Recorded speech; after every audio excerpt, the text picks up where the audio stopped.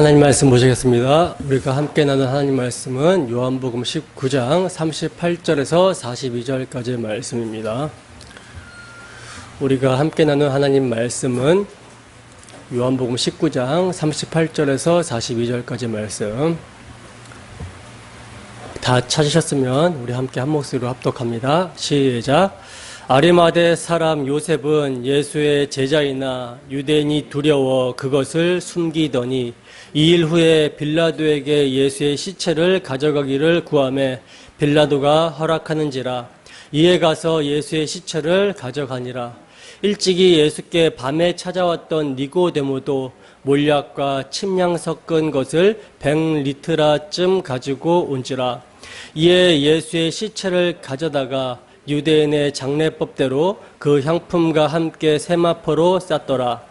예수께서 십자가에 못 박히신 곳에 동산이 있고 동산 안에 아직 사람을 장사한 일이 없는 새 무덤이 있는지라. 이날은 유대인의 준비일이요 또 무덤이 가까운 고로 예수를 거기 두니라. 아멘. 잠깐 기도하겠습니다. 사랑이 많으신 하나님 아버지, 이 시간은 주의 말씀을 듣는 시간입니다. 우리의 마음의 눈을 밝히시고 은혜를 허락하여 주셔서 주의 말씀이 보이게 하시고 들리게 하시고 마음판에 새겨질 수 있도록 주께서 역사하여 주시옵소서. 이를 위하여 부족한 사람이 강단에 섰습니다. 하나님 아버지, 부족한 사람이 이 시간 무엇을 증거해야 되겠습니까? 무엇을 전해야 되겠습니까? 예수의 피, 그분께서 십자가에서 흘리신 피 말고는 전할 것이 없는 줄로 압니다. 하나님, 이 시간 우리와 같은 죄인을 위해서 흘리신 예수 그리스도의 피를 기념하고자 그 피의 능력을, 복음을 아버지 시간 증거할 텐데, 이 복음이 증거될 때 사람의 말로 또한 지식적인 말로 전해지는 것이 아니라 성령의 나타남과 능력으로 전해지게 하셔서 복음에 나타난 하나님의 사랑이, 십자가에 나타난 하나님의 사랑이 우리의 심령 가운데 부어진 바 되게 하시고 그 사랑에 의해서 우리가 새 힘을 얻고 살아갈 수 있는 귀하고 복된 심령 될 수 있도록 주께서 역사하여 주시옵소서. 이 시간도 주님께서 성령으로 충만케 하실 것을 믿사오며 거룩하신 예수 그리스도의 이름으로 기도드립니다. 아멘. 성경대로 이루어진 예수님의 장례, 성경대로 이루어진 예수님의 장례라는 제목으로 하나님 말씀 증거하도록 하겠습니다. 여러분, 모든 성경은 예수 그리스도와 그분께서 십자가에서 흘리신 피의 복음을 증거하고 있습니다.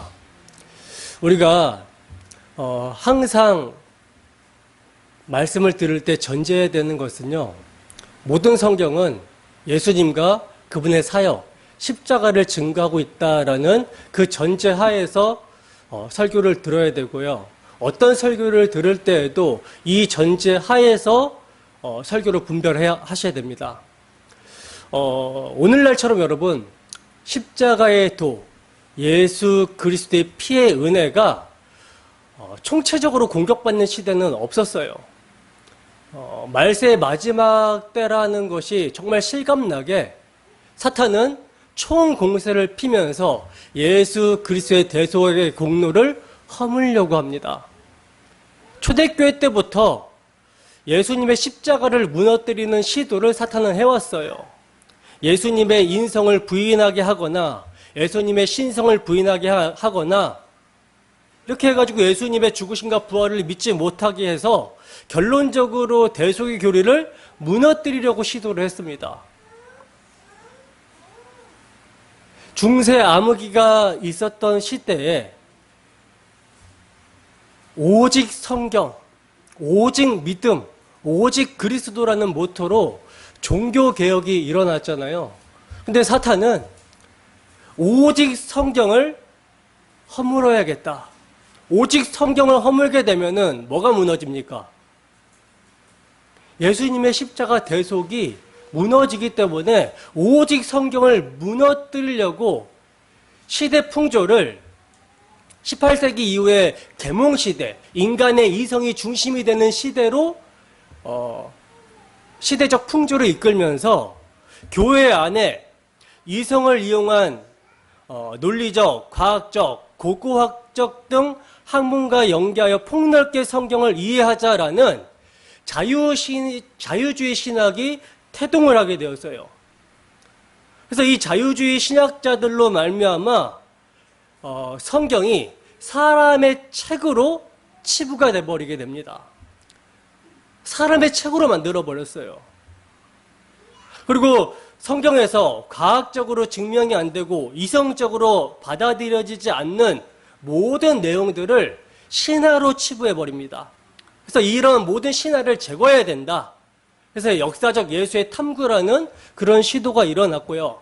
그래서 그런 신화를 다 제거해버린 후에 예수님의 가르침, 도덕과 윤리만을 남겨서 그것을 배우고 따르고 본받자라는 그것을 이제 기독교 신앙으로 정의를 하기 시작을 했어요. 그러다 보니까 성경을 인간의 책으로 만들어 버리게 되니까 인간들이 성경을 자의적으로 해석을 하게 됩니다. 그래서 해방신학이라는 것이 들어오게 되고요. 해방신학이라는 것은 이제 마르크스주의적 관점, 그러니까 공산주의자들의 관점으로 기독교를 해석을 하는 거예요. 성경을 해석을 하는 거예요. 그래서 예수는 가난하고 억압받는 민중들을 해방시키기 위해서 오신 분이다. 이렇게 이제 전하기 시작합니다. 예수는 민중들의 해방을 위해서 일하시다가 십자가를 지시고 죽었다. 그러니까 대속이 아니라 민중들의 이권을 위한 사랑의 반영을 하기 위해서 죽었다라는 거예요. 그래서 그 사람들에 의하면 전태일 같은 사람도 민중을 위해서 자기 몸을 불살랐기 때문에 작은 예수라고 그래요. 그리고 여성신학이 등장을 합니다. 여성신학은 이제 성경을 페미니즘주의적인 관점으로 여성 인권 신장적인 관점으로 성경을 보는 거예요. 그래서 그렇게 성경을 해석을 합니다. 그리고 기복주의가 일어났죠. 성경에서 말씀하고 있는 복을 세상의 관점으로 해석을 해서 적용을 시키는 거예요.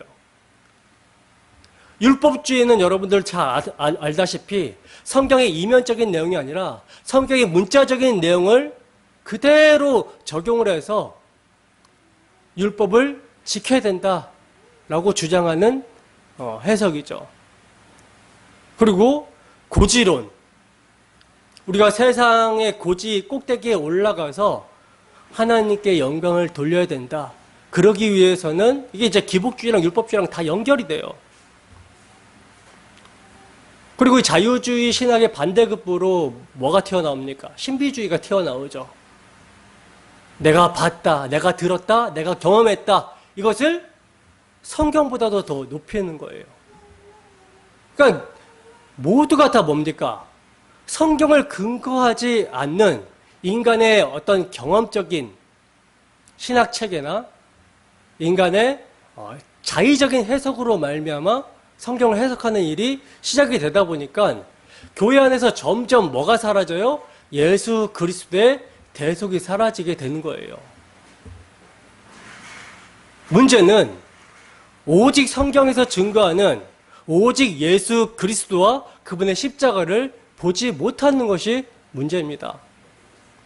제일 근데 요즘 들어서 가장 심각한 문제가 대두가 됐는데 그게 뭐냐면 종교개혁의 후예라고 할 수 있는 그래도 가장 건전하다라고 할 수 있는 개혁주의 신학 그 중에서도 청교도주의 신학 이 신학이 지금 문제가 되고 있어요.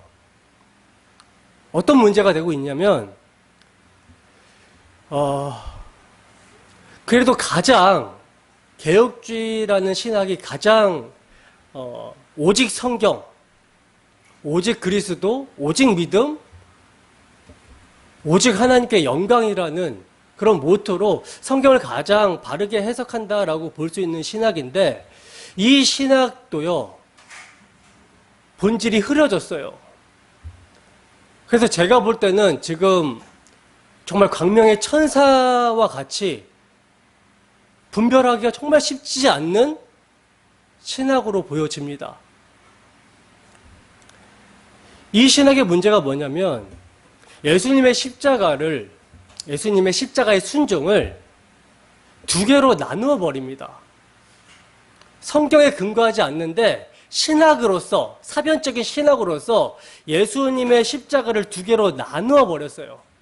그래서 예수님의 순종을 능동적 순종과 수동적 순종으로 이렇게 나눴어요. 그래서 능동적 순종이라고 하는 것은 예수님께서 33년 동안 사시면서 율법을 지키신, 율법에 순종하신, 그래서 율법에 순종하심으로 말미암아 의를 획득해서 그 의를 우리에게 전가시켜 준다라고 하는 거예요. 율법의 순종의 의, 이게 능동 순종이라는 것이고, 수동 순종은 아담 안에서 타락한 인간의 죄의 문제, 죄의 삭은 사막이라는 형벌의 문제만 해결해 준 거, 이것이 이제 예수님의 수동적 순종이라는 거예요. 그러니까 예수님이 십자가 지시고 피 흘리신 것은 수동적 순종이라는 거예요. 형벌만 제거해 준 거라는 거죠. 그래서 여기서 이제 심각하게 대두가 되는 게 뭐냐면, 이 사람들이 뭐라고 말을 하냐면, 예수님의 십자가 대속만으로는 구원을 받을 수 없다라고 말을 해요. 심각하죠. 예수님의 대속만으로는 의롭다함을 받을 수가 없고 구원을 받을 수 없다라고 말을 합니다.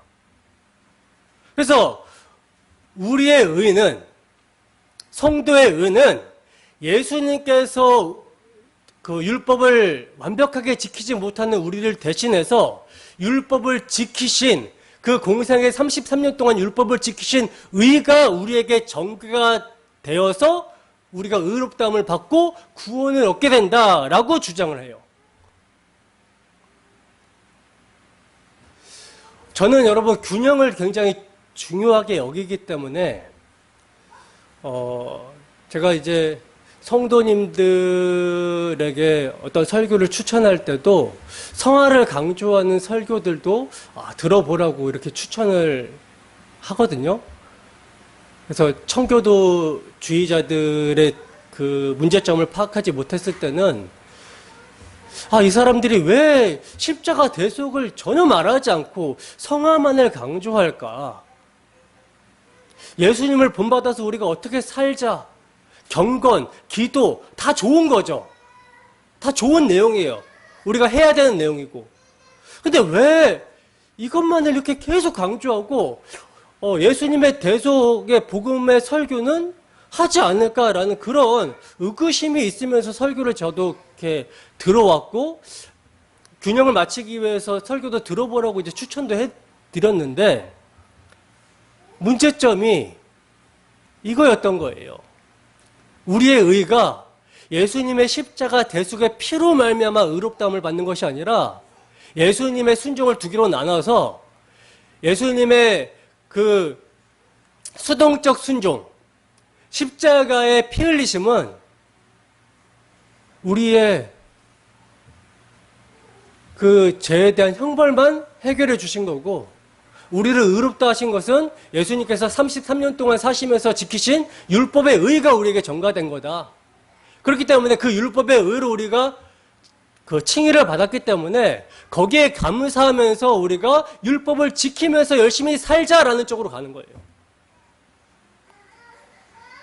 그리고 이것도 우리의 힘으로는 율법을 잘 지킬 수 없으니까 뭘 구하고? 성령의 도우심을 구해서 열심히 지키자라고 하는데, 이 사람들이 주장하는 성령은 예수 그리스도의 십자가를 증거하고 그 십자가에 의해서 성화가 발생되는 의가 아니라, 율법 지키자라고 하는 것이 아니라 성령의 힘을 힘입어서 예수님의 그 율법 지키신 의를 모범으로 모범으로 우리도 그렇게 지키자라고 주장을 하는 거예요. 그래서 경건과 기도를 굉장히 강조를 하고요. 사회에서도 그리스도인으로서 책임감 있는 삶을 통해서 하나님께 영광을 돌리자라고 하면서 하나님의 영광에 대해서 굉장히 강조를 합니다. 그러나 여러분, 십자가 대속이 빠져버리게 되면 이것이 하나님이 받으실 만한 행위가 됩니까? 안 됩니까? 행위가 안 된다라는 거예요. 하나님이 받으실 만한 열매가 안 된다라는 것이 문제입니다. 열심히 율법을 지키기 위해서 주일 성수하고, 이 사람들은 주일 성수도 안식일 개념으로 지키기 때문에 아직 구약에 매여 있어요. 도덕법도 열심히 이렇게 지키고 사회 참여도 열심히 이렇게 하는데 뭐가 빠졌어요? 십자가 대속이 근거가 되지 않고 예수님께서 우리를 위해서 지키신 율법의 의가 이 사람들에겐 칭이기 때문에 이 칭의를 힘입어가지고 열심히 율법 지키는 쪽으로 가는 거예요. 열심히 경건에 힘쓰고 열심히 하나님의 영광을 위해서 우리가 어떻게 살아야 될까를 강조를 합니다. 그런데 그렇게 강조를 하는데 이것이 여러분 예수님의 십자가가 빠져버리게 되니까 자기 열심, 자기 의가 돼서 자기처럼 하지 못하는 사람을 정죄하고 자기가 하고 있는 경건의 행위까지 자기 경건의 이익의 재료로 삼아서 그것을 자랑해버린다는 게 문제인 거예요. 이것은 하나님이 받으시는, 하나님이 기뻐하시는 행위가 되지 않는다라는 거죠. 심각한 문제예요. 제가 정말 존경하고 사랑하는 어떤 목사님이 청교도주의 목사님인데 예수님의 대속으로는 구원이 없다라고 그렇게까지 이제 말을 하는 것을 보면서 이거 정말 심각하구나. 이거 이단 시비를 해도 이단 시비에 걸릴 만큼 이거 정말 심각한 문제구나. 어떻게 예수님의 십자가 대속이 구원을 줄 수 없다라고 말하는가? 어떻게 예수님의 십자가 대속이 의롭다함을 주지 못한다라고 얘기를 할 수 있는가? 그래도 가장 성경적이라고 하는 개혁주의가, 가장 경건하게 산다라고 하는 청교도주의가 어떻게 이렇게 예수님의 십자가를 허물고 무너뜨릴 수 있는가라는 그 사실로 말미암아 제가 충격을 받았어요. 여러분, 예수님의 율법 지키심의 의가 우리에게 칭의가 된다라는 거, 이것이 성경적 근거가 있습니까? 성경적 근거가 없습니다. 신학을 통해서 예수님의 순종을 두 개로 나눠서 그렇게 설교를 하는데 성경적 근거는 전혀 되지를 못해요. 신학이 우상이 되어버리고 있는, 여러분, 성경적인 근거에 의해서 신학을 하지 않으면 그 신학은 잘못된 신학입니다. 제가 설교를 할 때도 제가 하는 말이 성경에 그러한가 아닌가 성경을 가지고 증거를 대죠.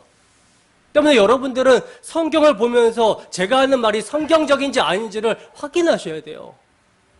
근데 예수님의 능동순종, 율법 지키심의 의가 우리에게 칭의가 되고 그것이 우리의 구원의 근거가 된다라는 말은요, 성경 어디를 펴도 없어요. 근거가 없습니다. 그래서 무서워요.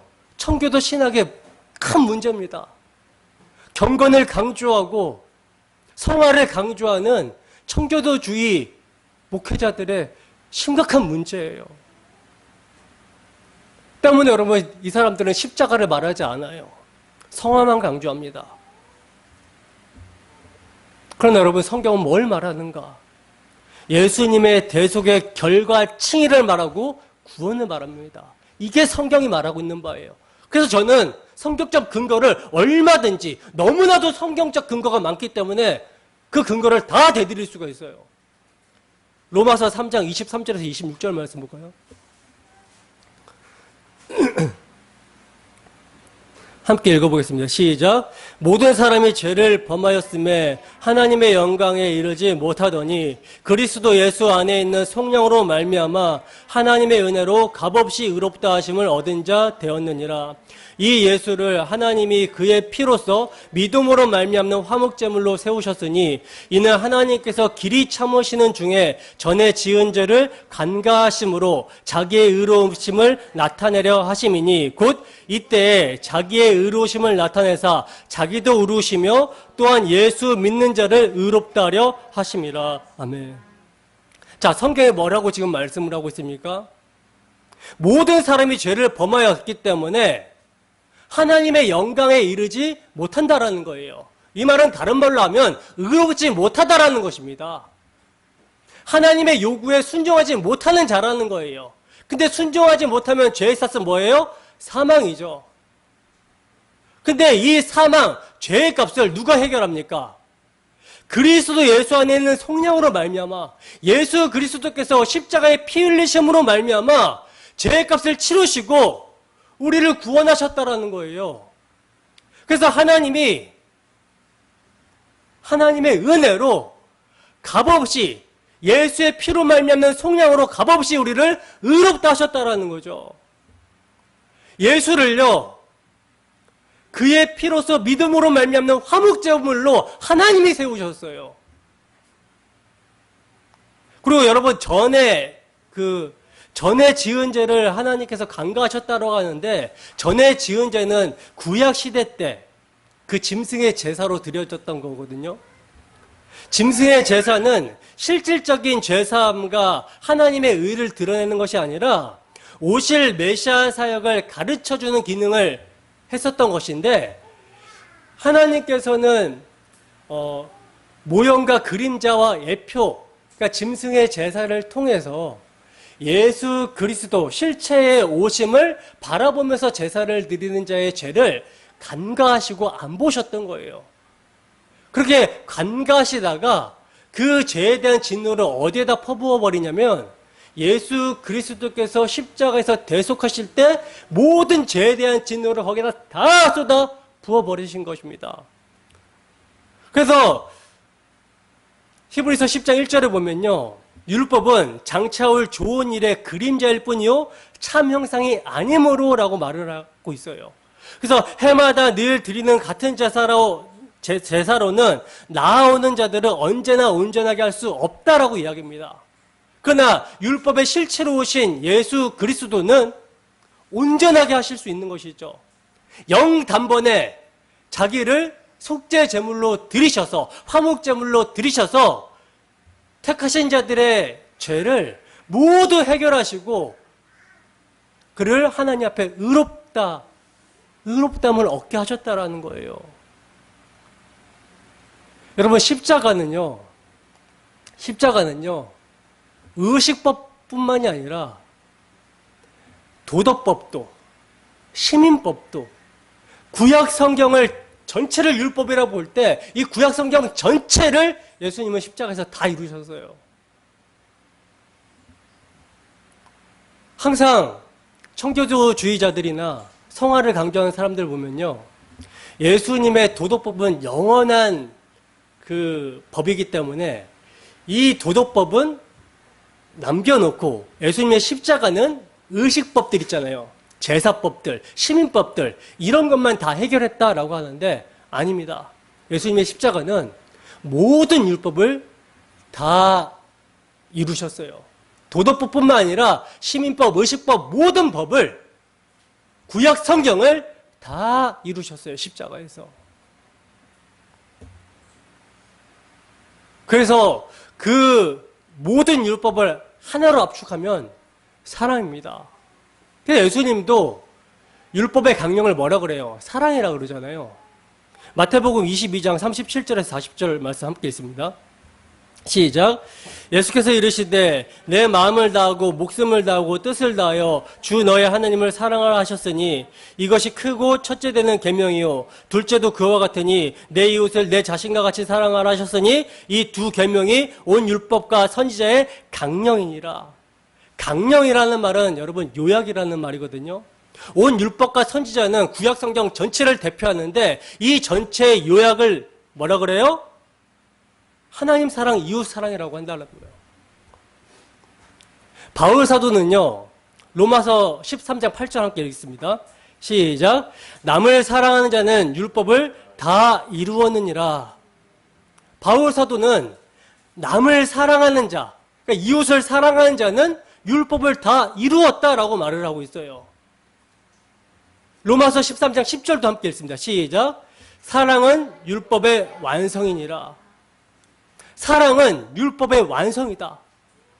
그런데 이 율법의 완성인 사랑이 어디서 성취가 되느냐? 예수님께서 33년 동안 율법의 조문을 열심히 지키셔갖고 그 사랑을 이루시는가? 그게 아니라는 것이죠.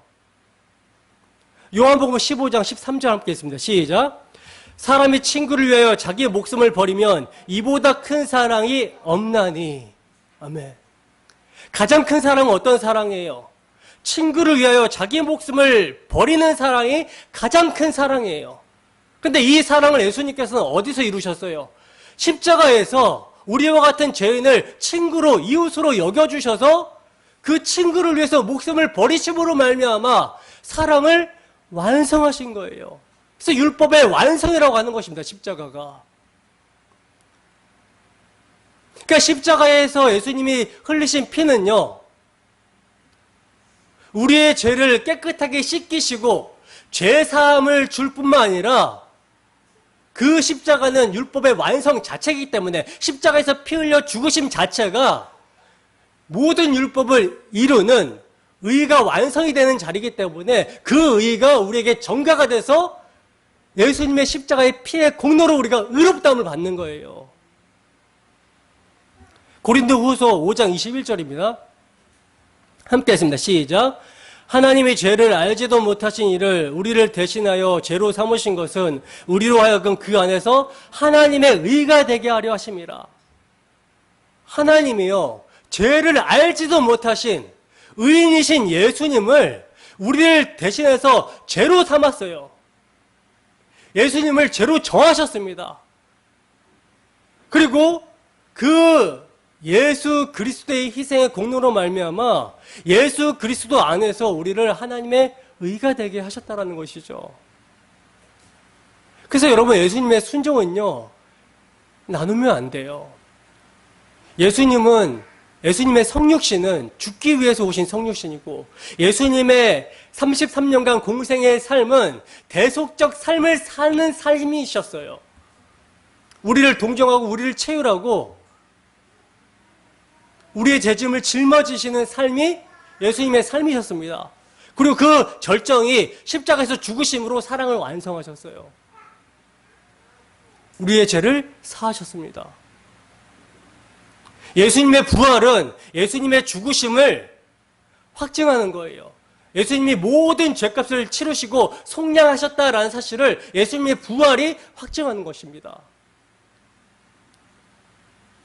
승천도 마찬가지고 예수님이 승천하셔서 하나님 보좌 우편에 앉아 계심도 마찬가지예요. 십자가가 아니면 일어날 수 없는 일입니다. 그래서 십자가가 기독교 신앙의 핵심 근간이라고 하는 거예요. 이걸 흔들면 다 무너지는 거죠.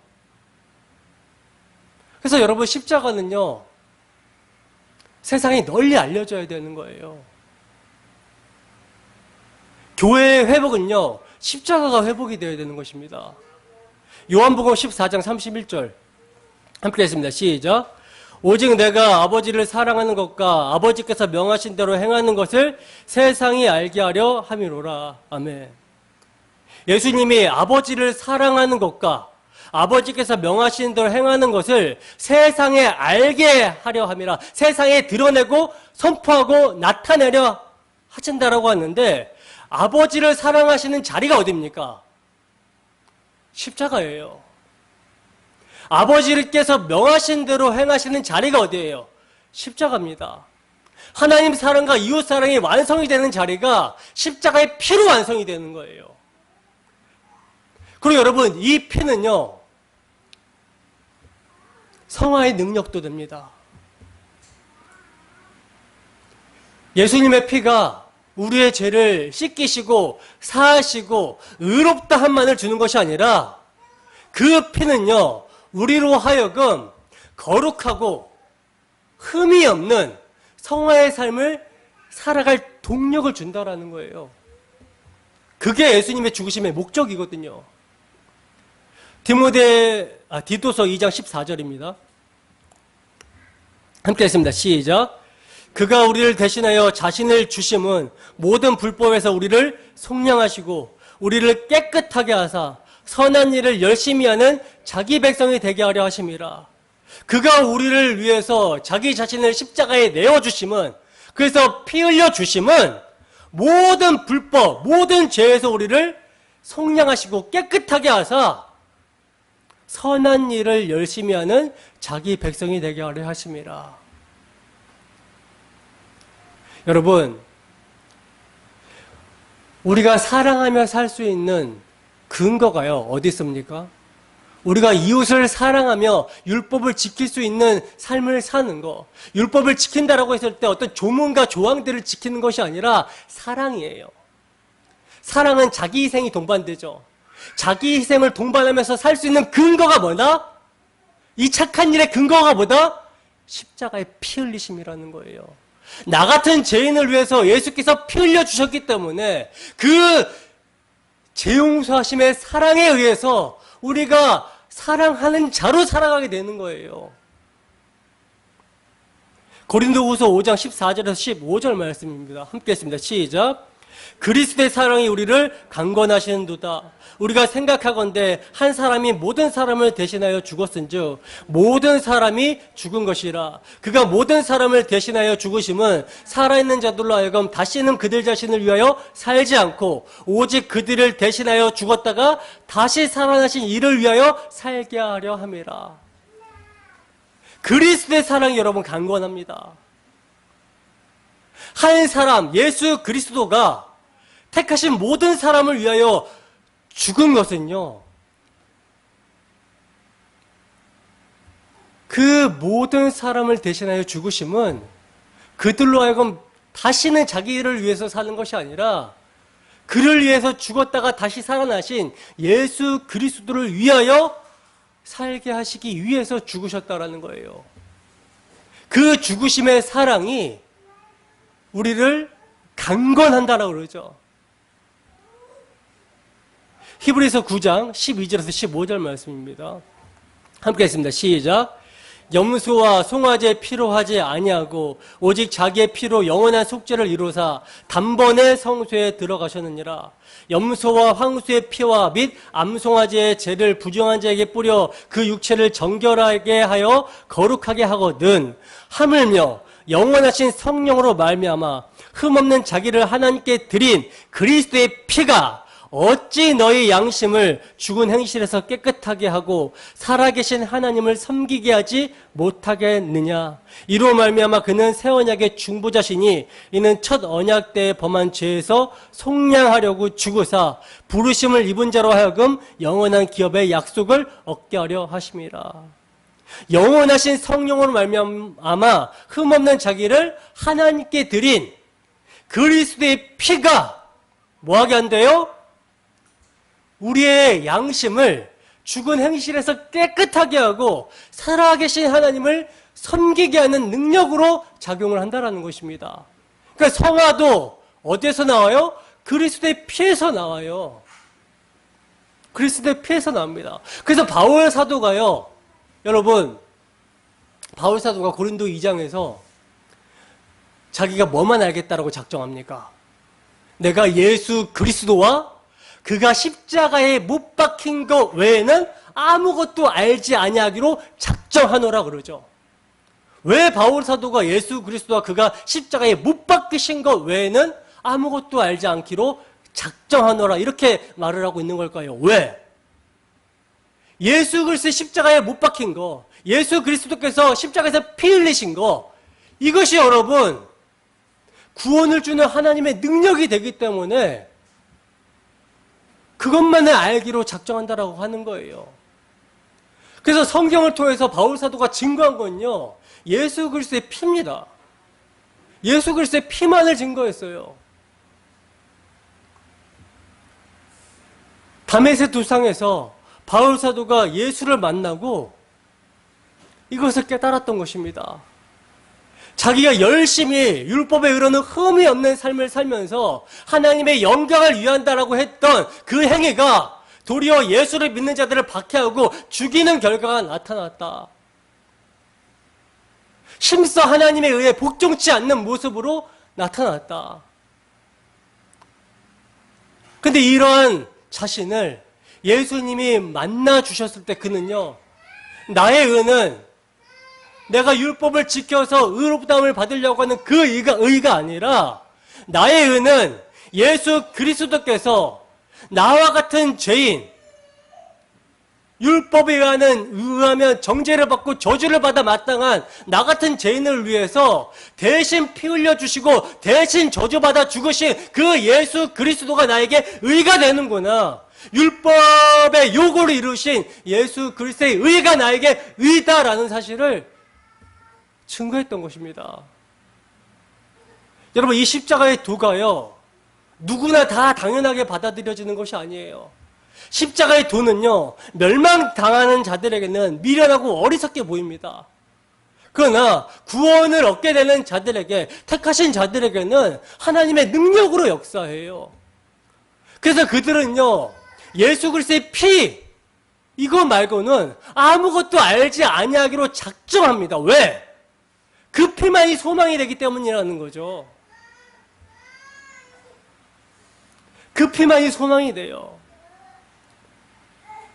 그래서 신자에게는요, 십자가에 달려 죽으신 그리스도가 하나님의 능력이고 하나님의 지혜입니다. 때문에 그리스도를 여러분 우리가 믿는다라는 것은요, 그리스도께서 십자가에 달리신 그 복음이 하나님의 능력이 됨을 믿는 것이고, 하나님의 구원이며 하나님의 지혜이며 하나님의 의가 된다는 사실, 하나님의 거룩이며 하나님의 구원함이 된다는 사실을 믿는 거예요. 이건요, 구원에 대해 전적으로 무능력한 인간의 힘이나 자질을 보지 않는다라는 것을 확신한다라는 뜻이에요. 모든 것은 하나님의 능력으로 되어진다라는 이것이야말로 십자가에서 그리스도를 만난 신자의 고백인 것입니다. 우리 주 예수 그리스도의 십자가, 그분이 흘리신 피를 증거하는 것이 여러분 기독교예요. 여기에 확고하게 서야 돼요. 앤드류 머레이라는 사람은 이런 말을 했어요.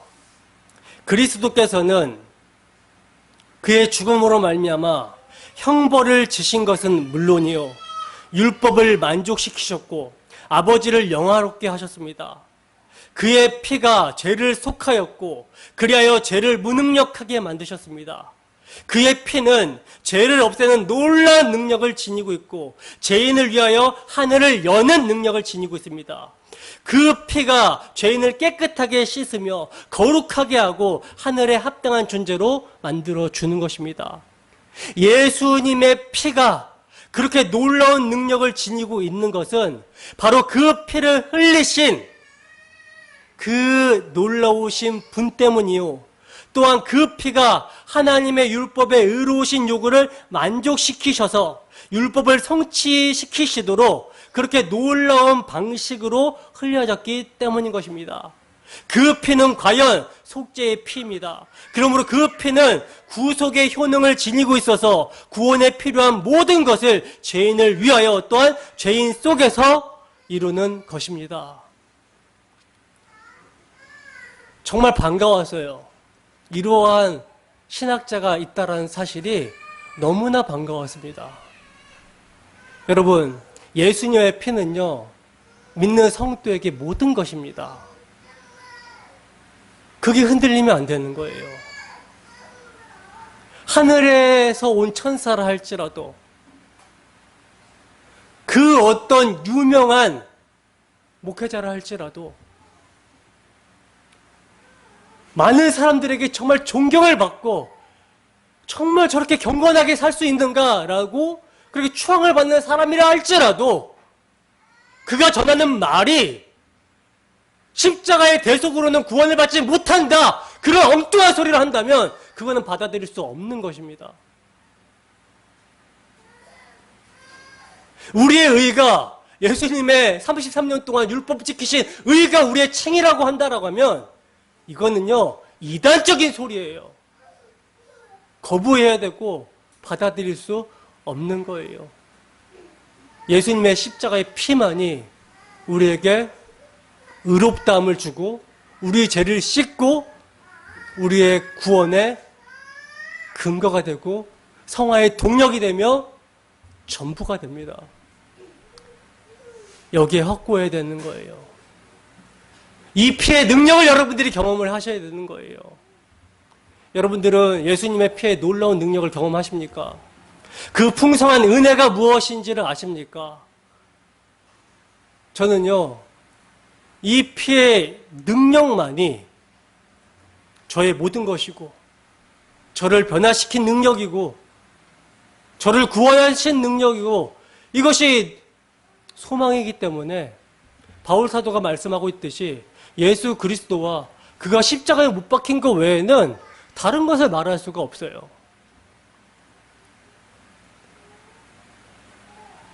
여러분들에게도 이 피가 전부가 되고 이 피가 능력이 되기를 소원합니다. 오늘 본문을 보시면 오늘 본문은 죽으신 예수님의 시체를요 아리마대 사람 요셉과 니고데모가 장례를 치르는 내용이거든요. 장례란 여러분 뭐예요? 장사를 지내는 일을 말하는 것이죠. 장사를 지내는 일. 완전히 죽은 시체를 닦고 싸고 해가지고 간에 넣어서 무덤에 넣는 일까지 다 아우르는 말이 이제 장례를 치른다, 장사를 지낸다라는 말입니다. 조금 더 쉽게 요약을 하면 장사는요, 죽음이라는 사실의 확인 작업이에요. 이 사람 완전히 죽었다. 확인하는 것입니다.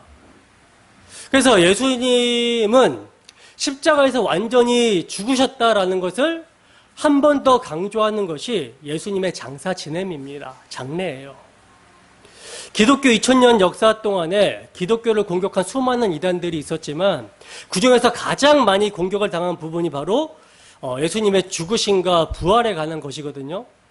초대교회의 영지주의자들의 공격부터 시작해서 오늘날에는 예수님은 진짜로 죽은 것이 아니라 십자가에서 잠시 기절했다가 다시 살아나가지고 마리아와 결혼을 해서 자식까지 낳고 오래오래 살았다라는 것이 오늘날 십자가를 허무는 자들, 자유주의 신학자들의 주장입니다.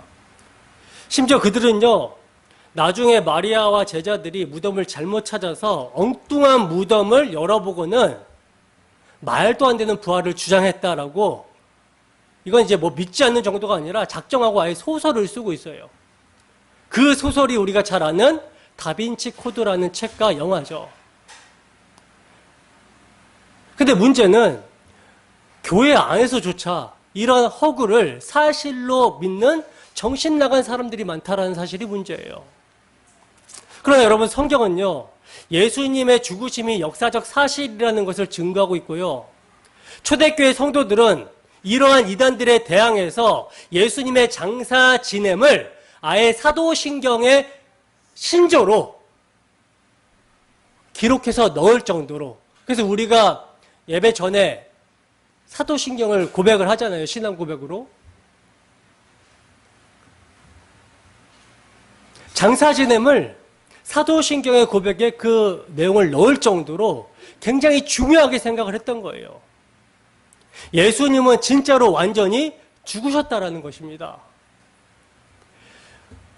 우리는 지난 시간에 예수님이 다른 강도들보다 일찍 죽으셨기 때문에 군인들이 다리를 꺾지 않았다라는 말씀과 또 한 군인이 창으로 예수님의 옆구리를 찔러서 물과 피가 이렇게 쏟아졌던 사건을 살펴봤었죠.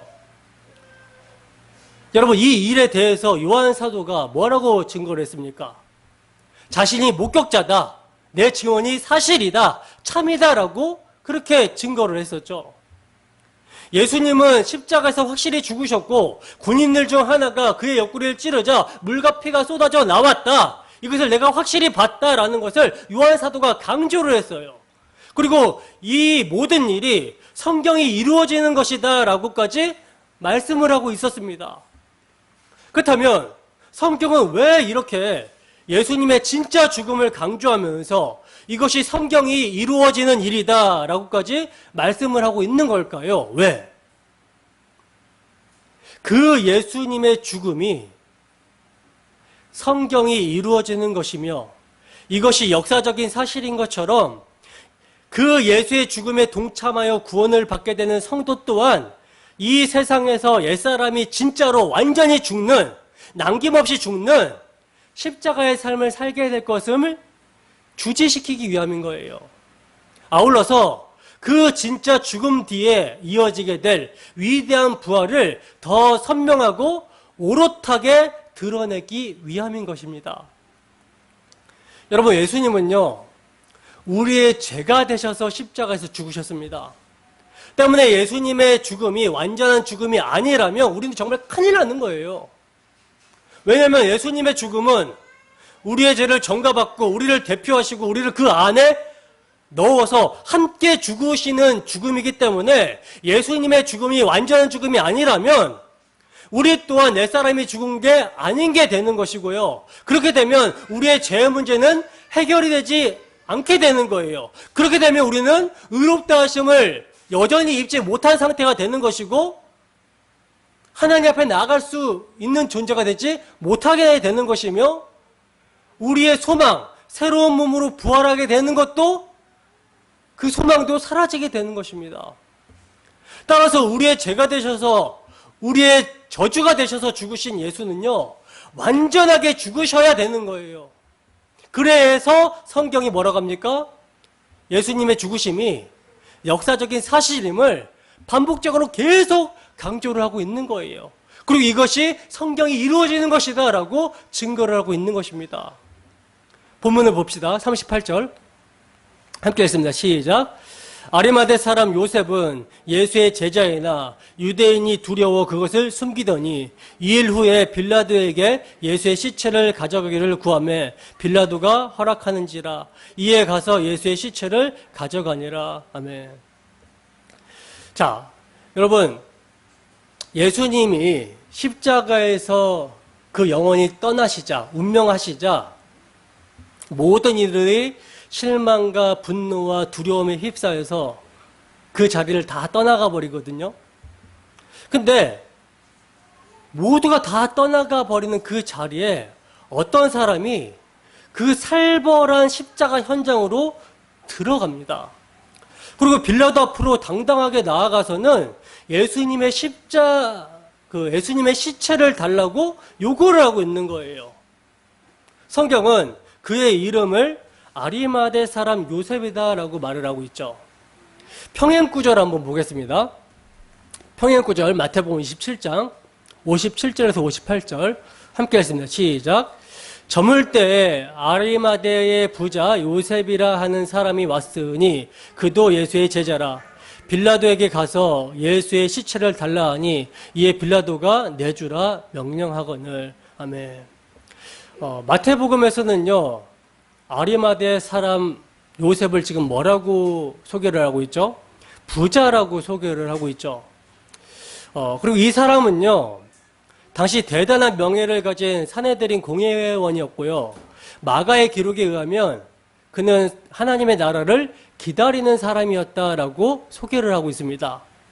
자, 그렇다면 이런 질문이 생기죠. 어떤 질문이냐면, 그가 산헤드린 공회원이었다면 왜 예수님의 사형을 재판하는 그 재판 자리에서 반대하지 않았는가? 이런 질문이 생기죠. 마가복음에 보면 산헤드린 공회원들이 그 만장일치로 예수님의 사형을 가결했다라는 대목이 나오거든요. 마가복음 14장 64절 함께 읽어보겠습니다. 시작. 그 신성모독하는 말을 너희가 들었도다. 너희는 어떻게 생각하느냐 하니 그들이 다 예수를 사형에 해당하는 자로 정죄하고. 여기 보세요. 그들이 다 예수를 사형에 해당하는 자로 정죄하고 라고 말씀을 하고 있는데 여기서 그들이 다라고 번역이 된 어구 중에 다라는 단어가 전체의 모든이라는 뜻의 헬라어 파스라는 단어거든요. 그러니까 전체가 다, 사내들인 공회원 전체가 다 예수님의 사형에 가표를 던졌다라는 거예요. 근데 여러분, 누가복음에서 아리마대 사람 요셉은 그 사내들인 공회원의 결정에 가표를 던지지 않았다라고 기록을 하고 있거든요. 누가복음 23장 50절에서 51절 말씀 보겠습니다. 함께 읽어볼게요. 시작. 공회원으로 선하고 의로운 요셉이라고 하는 사람이 있으니 그들의 결의와 행사에 찬성하지 아니한 자라. 그는 유대인의 동네 아리마대 사람이요 하나님의 나라를 기다리는 자라. 아멘. 공회원이라고 여기서는 아리마대 사람 요셉을 소개하고 있죠. 근데 이 사람은요, 사내들인 공회회의 결의와 행사에 찬성하지 아니한 자라고 말씀을 하고 있어요. 그러니까 이런 거예요. 아리마대 사람 요셉은요, 사내들인 공회원이었지만 예수님이 대제사장 집의 뜰에서 사형 판결을 받을 때는요, 무슨 이유인지는 모르겠지만 그 자리에 있지 않았다라는 사실입니다. 마찬가지로 요셉과 함께 예수님을 장사 지냈던 니고데모 또한 누구였어요? 사내들인 공회원이었죠.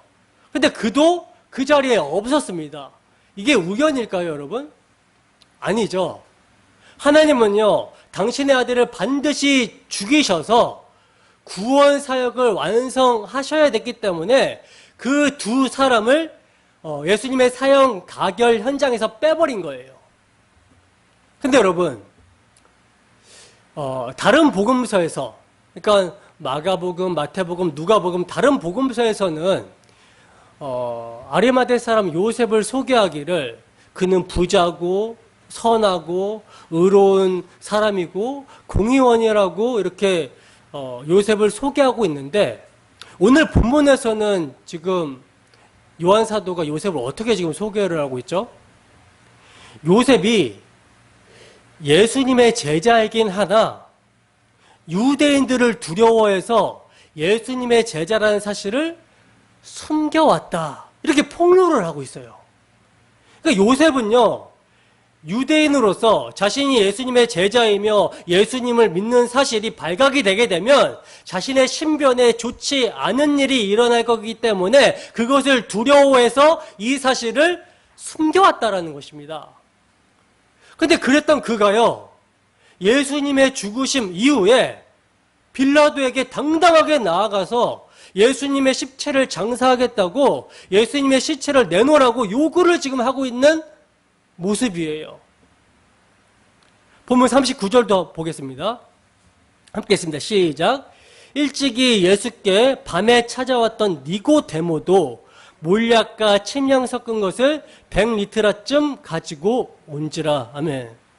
보시면 지금 예수님의 장례에는요, 요셉과 더불어서 한 사람이 더 등장을 하고 있죠. 그가 누굽니까? 니고데모예요. 니고데모. 근데 지금 사도 요한은요, 니고데모에 대해서 소개하기를 뭐라고 소개하고 있냐면, 일찍이 예수께 밤에 찾아왔던 니고데모다라고 소개를 하고 있습니다. 그 예전에 니고데모가 예수님을 찾아올 때 밤중에 몰래 찾아왔다라는 것을 언급을 하고 있다라는 사실이에요. 요한복음 3장 2절 함께 읽어보겠습니다. 시작. 그가 밤에 예수께 와서 이르되 랍비여, 우리가 당신은 하나님께로부터 오신 선생인 줄 아나이다. 하나님이 함께 하시지 아니하시면 당신이 행하시는 이 표적을 아무도 할 수 없음이니이다. 아멘. 보시면 여러분,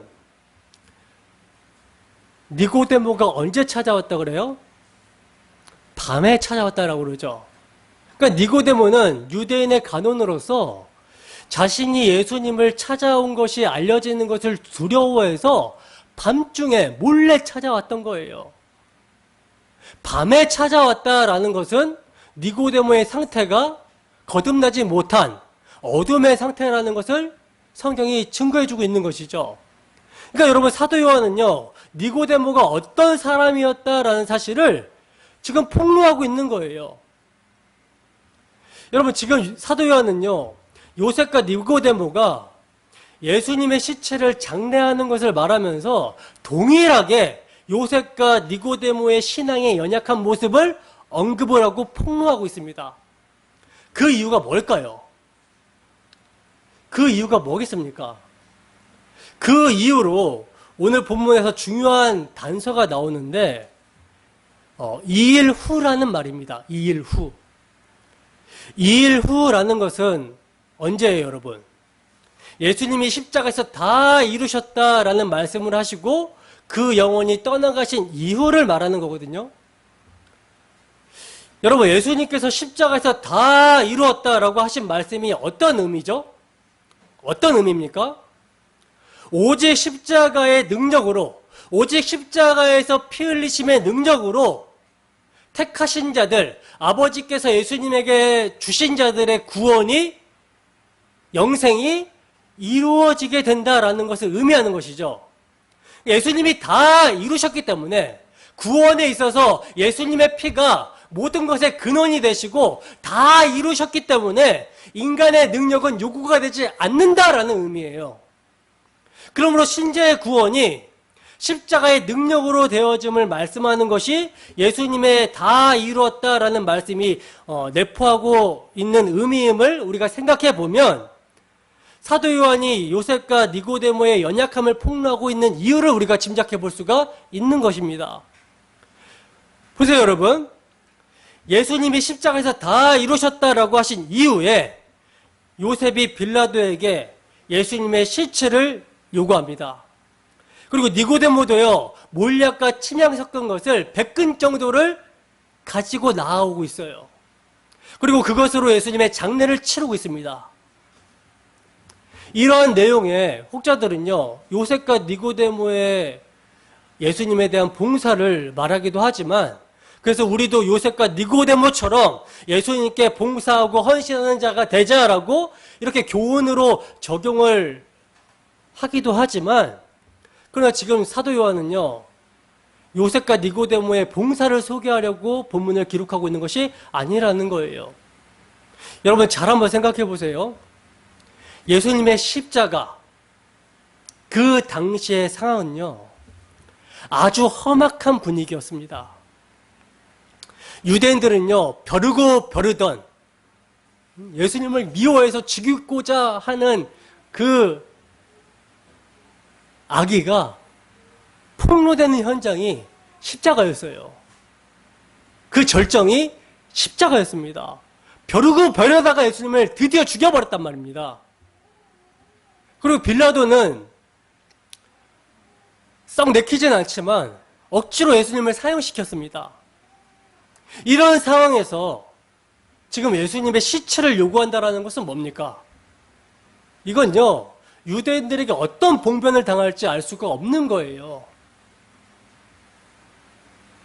그런데 요셉은 지금 당당하게 빌라도에게 예수님의 시체를 지금 요구하고 있습니다.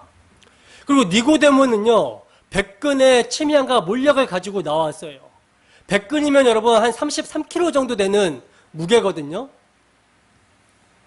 이 양 정도면요, 몰래 숨겨서 가지고 올 수 있는 양이 아니에요.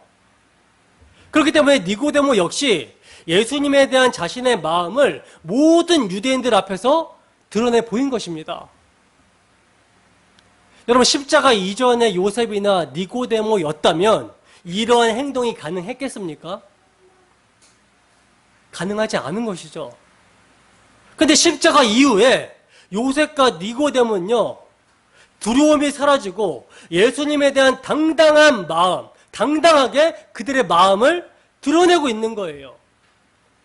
그러니까 지금 요한 사도는 요셉과 니고데모의 연약함을 폭로함으로써 십자가 이후에 그들의 뒤바뀐 모습을 말하고 싶었던 것입니다.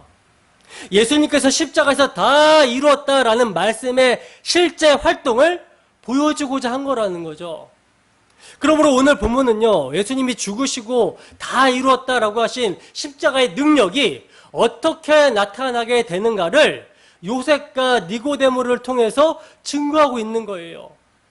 전에는 두려움으로 예수님에 대한 마음을 감추었던 이들이 이제는 예수님을 위해서 두려워하지 않는 믿음으로 당당하게 나아가고 있는 믿음의 사람으로 바뀐 것이 이들의 어떤 열심이나 노력이나 능력이 아니라 모든 것을 다 이루신 십자가의 능력의 결과임을 요한사도는 성경의 독자들에게 말하고 싶은 것입니다. 본문 40절에서 42절 말씀 함께 읽겠습니다. 시작. 이에 예수의 시체를 가져다가 유대인의 장례법대로 그 향품과 함께 세마포로 쌌더라. 예수께서 십자가에 못 박히신 곳에 동산이 있고 동산 안에 아직 사람을 장사한 일이 없는 새 무덤이 있는지라. 이 날은 유대인의 준비일이요 또 무덤이 가까운 거로 예수를 거기 두니라. 아멘. 자, 보세요. 유대인들의 눈을 피해서 밤에 주님을 찾아왔던 니고데모가 어떻게 변했죠? 요셉과 함께 빌라도를 찾아가서 예수님의 시체를 달라고 하는 자로 변해 있죠. 그죠? 그리고는요, 모든 사람들이 지켜보는 가운데 예수님의 장례를 치러주고 있습니다. 더 이상 세상이 두렵지 않은 거예요. 죽음이 두렵지 않은 것입니다. 여러분, 몰약과 침향은요, 사람이 죽었을 때 냄새를 방지하기 위해 시체를 함께 싸는 거거든요. 근데 유대의 장례법에 따르면 향품을 준비한 사람이 향품과 시체를 세마포로 함께 이렇게 싸게 될 때 그 자신 또한 죽은 자와 함께 죽고 싶을 만큼 애통하면서 나는 망자와 함께 죽습니다라는 그런 고백을 의미했다라고 그래요. 그러니까 니고데모가 세마포 몰약과 침향과 함께 예수님의 시체를 싼 행위는요, 니고데모가 만인들 앞에서 예수님의 죽음에 연합하여 자신을 함께 죽이고 있는 모습이라는 것이죠. 여러분, 유대인들이 두려워서 밤에 찾아왔던 니고데모가 어떻게 이렇게 변한 것입니까? 이것이 바로 십자가의 다 이루심의 능력인 거예요. 십자가의 다 이루심의 능력. 여러분, 이 능력이 우리에게 있는지를 확인해 봐야 되는 것입니다. 예수님의 십자가의 죽으심의 능력을 우리가 여러분 경험하게 되면요, 이전에는, 그 십자가의 능력을 경험하기 전에는 예수님의 십자가를 자랑하고 그 십자가에 동참해서 죽는 것을 두려워했어요. 무서워했습니다. 그러나 그 십자가의 죽으심의 능력이 정말 성령의 역사로 말미암아 우리의 심령 가운데 부어진 바 되게 되면 이 십자가를 자랑하게 되는 거예요. 이 십자가를 자랑하는 것이 두렵지가 않은 것입니다.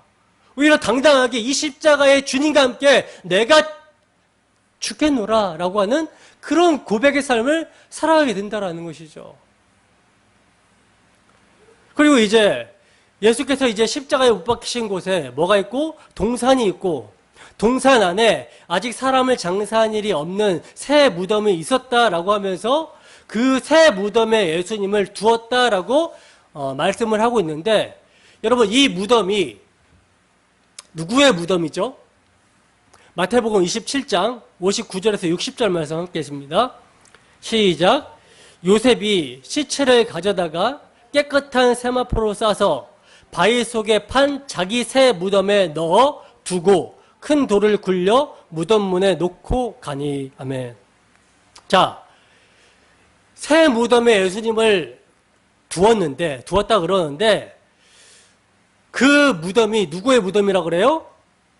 아리마대 사람 요셉의 무덤이라고 그러죠. 여러분, 예수님이 아리마대 사람 요셉의 무덤에 묻히는 것까지요, 이미 구약 성경에 예언이 되어 있는 거 아십니까? 성경은 이것조차도 예언을 하고 있어요. 그리고 이것도 성취가 되고 있다라고 증거를 합니다. 이사야서 53장 3장 7절에서 9절 말씀입니다. 함께 읽습니다. 시작. 그가 곤욕을 당하여 괴로울 때에도 그의 입을 열지 아니하였으며 마치 도수장으로 끌려가는 어린 양과 털 깎는 자 앞에서 잠잠한 양같이 그의 입을 열지 아니하였도다. 그는 곤욕과 신문을 당하고 끌려갔으나 그 세대 중에 누가 생각하기를 그가 살아있는 자들의 땅에서 끊어짐은 마땅히 형벌받을 내 백성의 허물 때문이라 하였으리요. 그는 강포를 행하지 아니하였고 그의 입에 거짓이 없었으나 그의 무덤이 악인들과 함께 있었으며 그가 죽은 후에 부자와 함께 있었도다. 아멘. 보시면 예수님께서 악인과 함께 죽으셨지만 그러나 죽고 나서는 부자와 함께 되셨다라는 것까지도 성경이 이루어지고 있는 거예요. 여러분 여기서 중요한 표현이 나오는데 함께라는 단어입니다. 함께라는 단어. 예수님은요 아리마대 사람 요셉의 무덤에 그 요셉과 함께 묻히시고 장사되신 거라는 거예요. 그 요셉 안에는 누가 있어요? 택하신 모든 백성들이 들어가 있는 거죠. 교회가. 예수님은 교회와 함께 무덤에 장사 지낸 바 되게 된 것입니다. 여러분 예수님이 3일 만에 부활하신 후에 그 예수님이 묻히셨던 무덤은요 나중에 어떻게 됩니까? 원래 무덤 주인이었던 아리마대 사람 요셉의 시체로 채워지게 됩니다.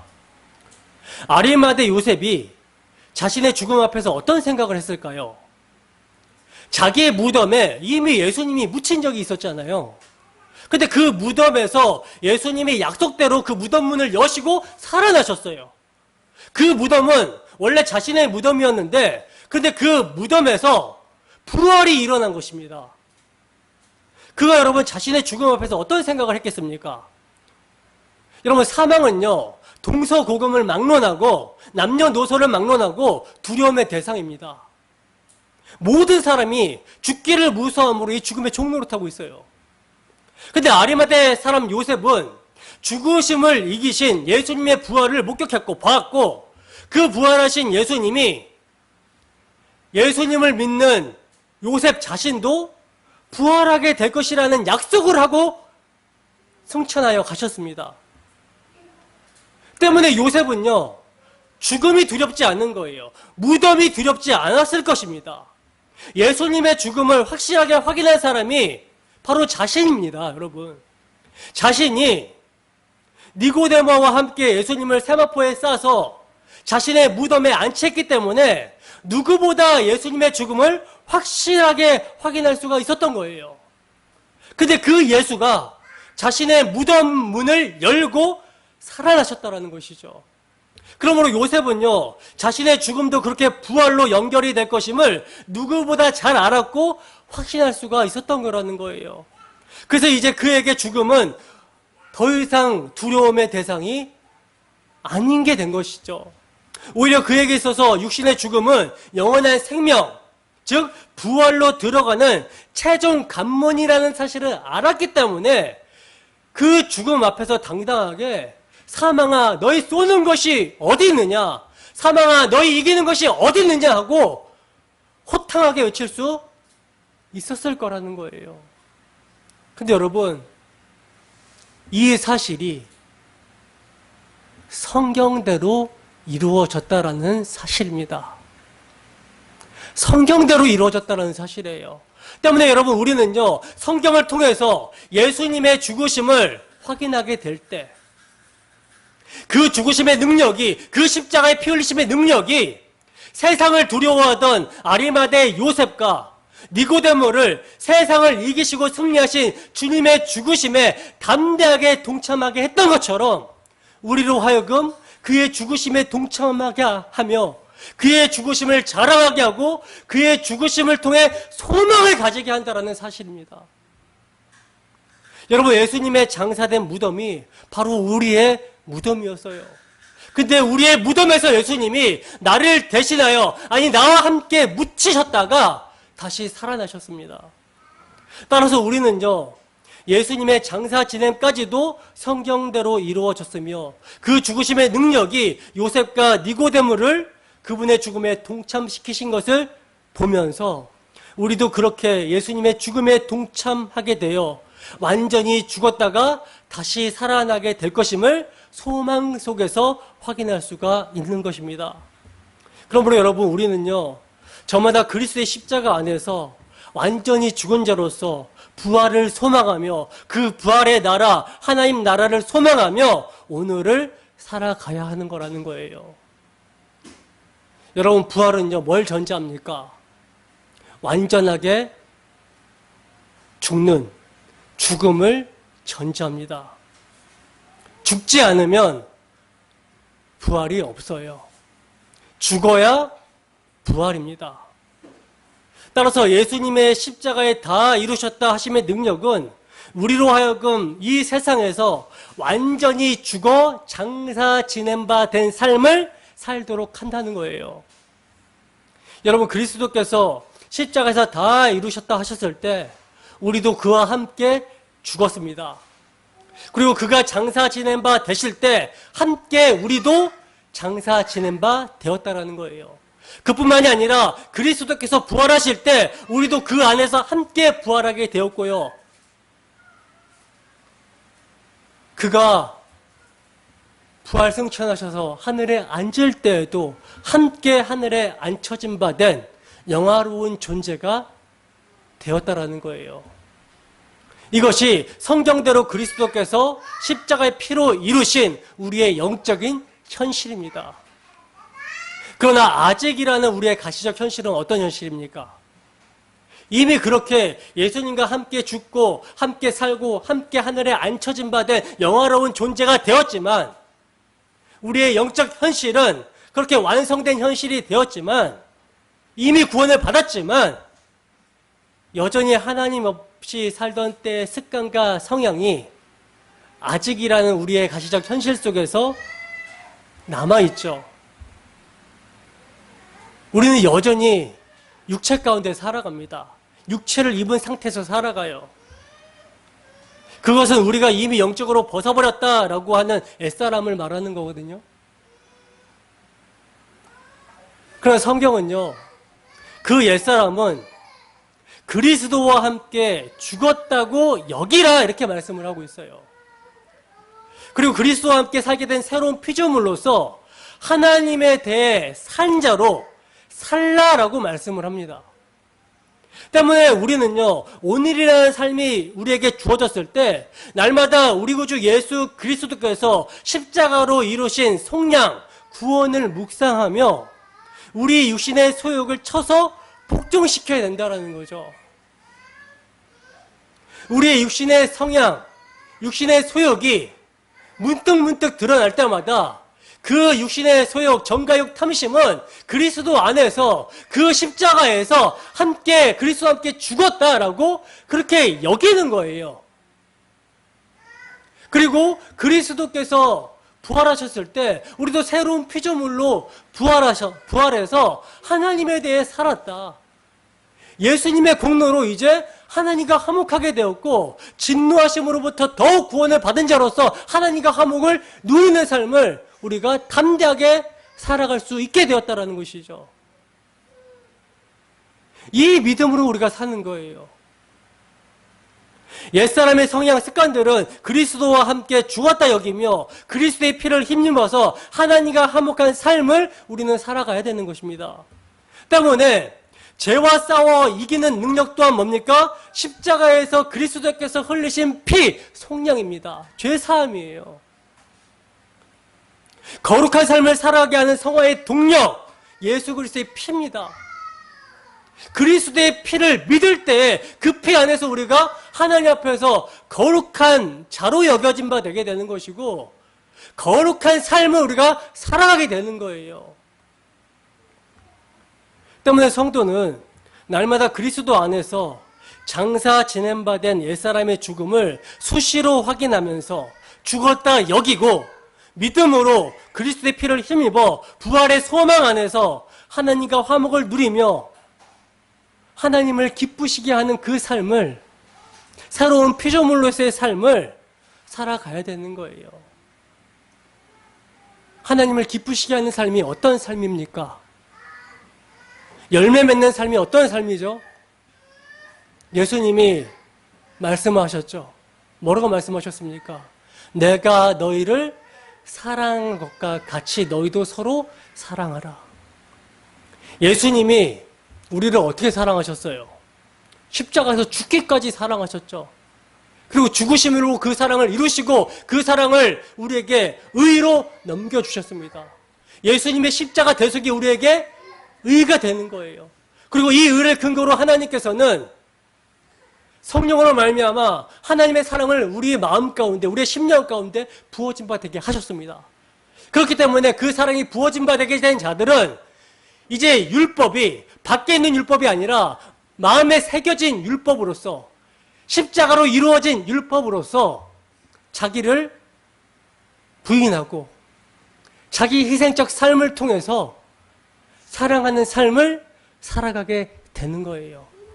그 삶이 복음을 전하는 삶으로 나타나게 되는 것입니다. 여러분, 우리가 이웃을 사랑할 수 있는 최고의 이웃사랑은요, 복음을 전해주는 거예요. 당신과 같은 죄인을 위해서 예수께서 피 흘리심으로 하나님과의 화평을 이루어 주셨다라고 하는 이 복음이요, 이 복음을 전하는 것이 1차적인 사랑이에요. 그리고 이 사랑을 전하는데 우리의 삶이 걸림돌이 되지 않기 위해서 우리가 도덕과 윤리도 조심해서 남에게 피해를 주지 않는 삶, 선한 삶을 살고자 애쓰고 노력하는 것입니다. 그리고 그 윤리와 도덕적인 선한 삶을 사는 것도 십자가 앞에서 자신을 쳐서 복종시키면서 살아갈 때 그것이 하나님이 기뻐하시는 삶이 되는 것이지, 그냥 율법을 지키는 삶을 살아가는 것이 아니라는 사실이에요.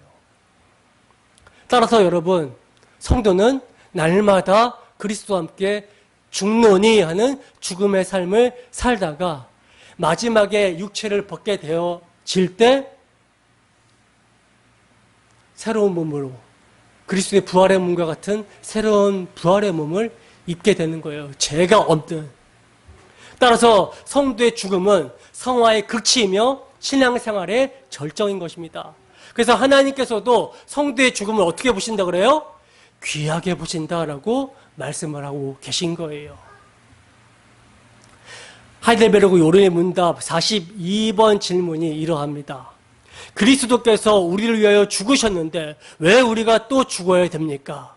이 질문에 대해서 답변은, 이제 우리의 죽음은 우리의 죄의 값이 아니고 죄에 대해서 가시적으로 완전히 죽는 것임과 동시에 영생에 이르는 길이기 때문에 죽어야 됩니다. 여러분, 이제 우리의 죽음은요, 더 이상 죄의 삭스로 무시무시한 그 죄의 형벌로서의 죽음이 아니라는 거예요. 이제 우리의 죽음은요, 죄를 완전히 벗어버리는 그런 죽음인 것이고 부활을 향한 죽음인 것입니다. 때문에 우리의 죄가 드러나고 폭로될 때 그리스도와 함께 죽었다라고 여기게 되면요, 거기에서 그리스도의 사랑이 무엇인지가 발견되기 때문에 우리가 자기를 쳐서 복종시키고 자기를 부인하게 될 때 그 희생의 사랑으로 말미암는 부활의 소망이 우리에게 이루어지게 되는 거예요. 여러분, 예수님의 무덤이 기쁨과 감격의 무덤이 되었다는 것을 잊지 마시기 바랍니다.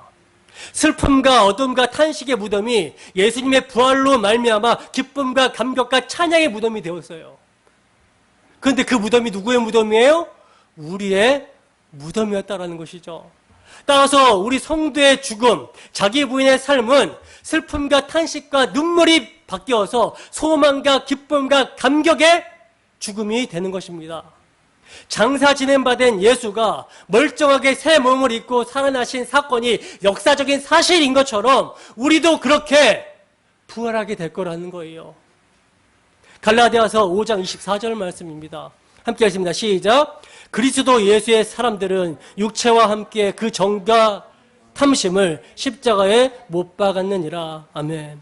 로마서 6장 4절에서 5절 말씀도 함께 했습니다. 시작. 그러므로 우리가 그의 죽으심과 합하여 세례를 받음으로 그와 함께 장사되었나니 이는 아버지의 영광으로 말미암아 그리스도를 죽은 자 가운데서 살리심과 같이 우리로 또한 새 생명 가운데서 행하게 하려 함이라.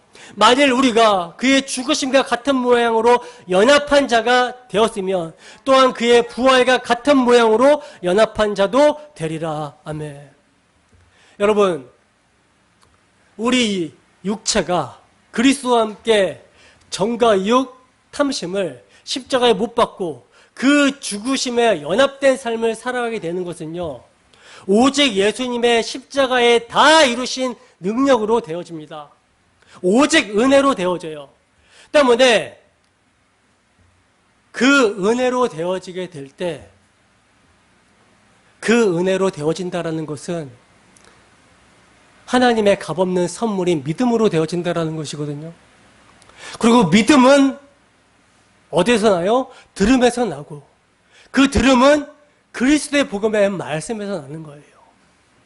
때문에 예수님의 십자가에서, 예수님의 무덤에서 우리의 옛사람이 완전히 죽고 장세화되었다라는 그 사실을 배우고 묵상하고 믿을 때에, 성령으로 말미암아 우리에게 믿음이 주어지게 되었을 때에 마음에 소원을 두고 행하시는 하나님에 의해서 우리가 자기를 부인하고 자신의 육을 쳐서 복종시키고 주 예수의 사랑에 매어서 그 사랑의 강권하심에 의해서 살아갈 수가 있게 되는 것입니다. 여러분, 우리 성도는요, 우리 옛사람의 육체뿐만 아니라 사람에 대한 정과 물질에 대한 욕심도 모두 우리 주 예수 그리스도의 십자가 안에서 못 받고 장사 지내어 무덤에 묻은 사람들입니다. 그 현실을요, 이 세상에서 성령의 인도하심 가운데 복음의 말씀을 믿음으로, 들음으로 경험하면서 사는 것이 신앙생활이에요. 따라서 우리 주 예수 그리스도의 십자가에 마음이 끌리게 된 성도들은요, 이 세상에서 예수님 외에 마음을 두고 있는 모든 것이 전부 잘라져 나가게 되어 있습니다.